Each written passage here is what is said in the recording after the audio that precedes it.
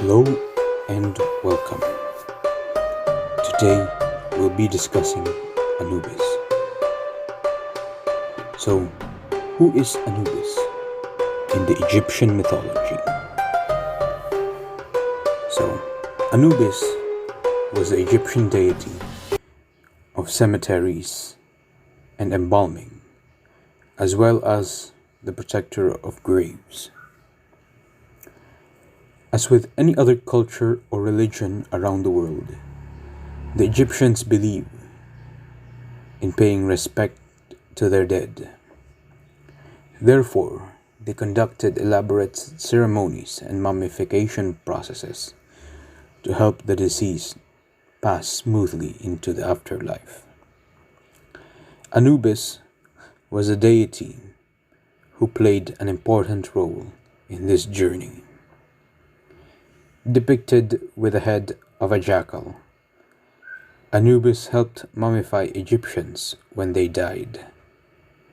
Black represented the fertile soil of the Nile that was needed to grow yearly crops. So, the Egyptians believed that the color black symbolized good fortune and rebirth. Jackals were associated with death because they lurked around cemeteries and would eat decomposing flesh. Therefore, by making Anubis the patron deity of jackals, the Egyptians hoped to protect the bodies from being devoured. In addition, as recorded in the Book of the Dead, better known as the Book of Going Forth by Day, Anubis' other job was to stand in the hall of the two truths and weighed the hearts of people seeking judgment. The human heart was balanced on the scale against Ma'at's feather of truth. If the heart weighed more than the feather, the person's identity would essentially cease to exist. The hybrid deity, Amit, would eat the heart, and the soul would be destroyed. But if the heart weighed the same as a feather, the deceased would pass through the underworld, Duat, and into the afterlife. Since the Egyptians believed in the concept of Mat, which meant order, peace, and balance, death was regarded as importantly as life. Therefore, Anubis was a major part of the transition from life to death and back to life again. Anubis was also called Anpu. In the early dynastic period in the Old Kingdom, he enjoyed a preeminent, though not exclusive, position as Lord of the Dead.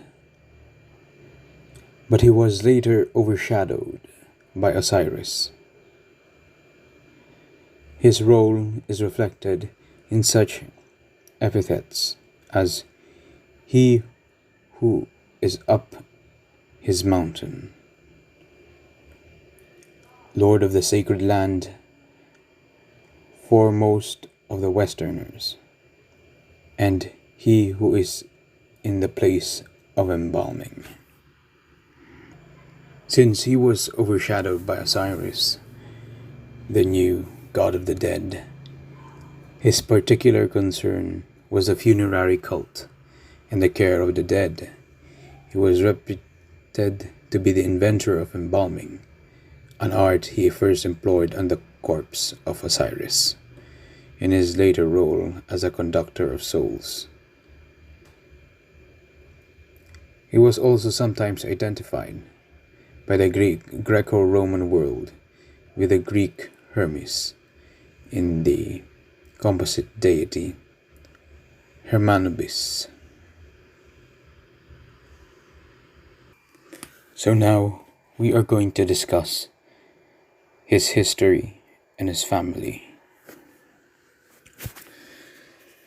As one of the oldest gods in the Egyptian pantheon, Anubis had a varied and somewhat inconsistent mythology.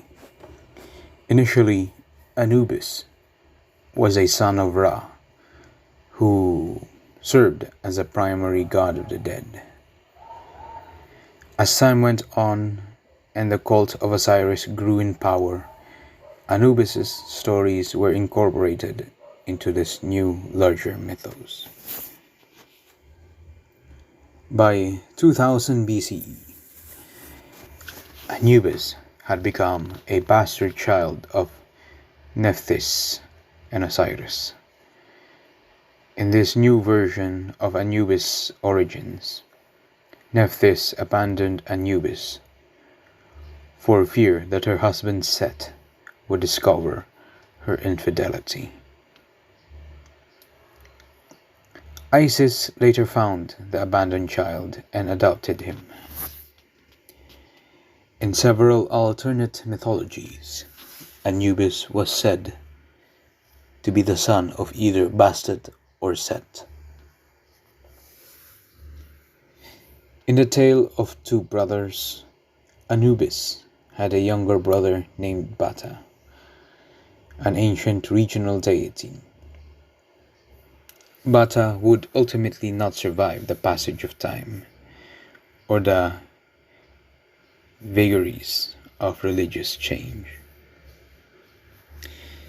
In myths that placed him as a son of Osiris, Anubis had several brothers, including Horus, Babi, Sopdet, and Wawet.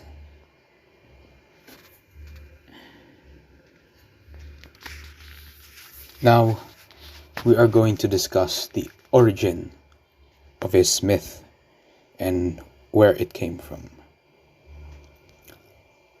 So the most famous version of Anubis' origin came to us from the Greek historian Plutarch from 14 to 120 CE. Following Osiris' murder at the hands of his brother Set, Isis set out in search of his body. It was during this search that she learned her sister Nephthys had borne a child of Osiris. Fearing that her husband Set would discover infidelity, Nephthys abandoned the newborn child. Isis, known for her maternal benevolence, found the child and adopted him. She named the child Anubis, and he thereafter served as her loyal protector. So that is Anubis' history, his life, and the origin of his myth. Thank you.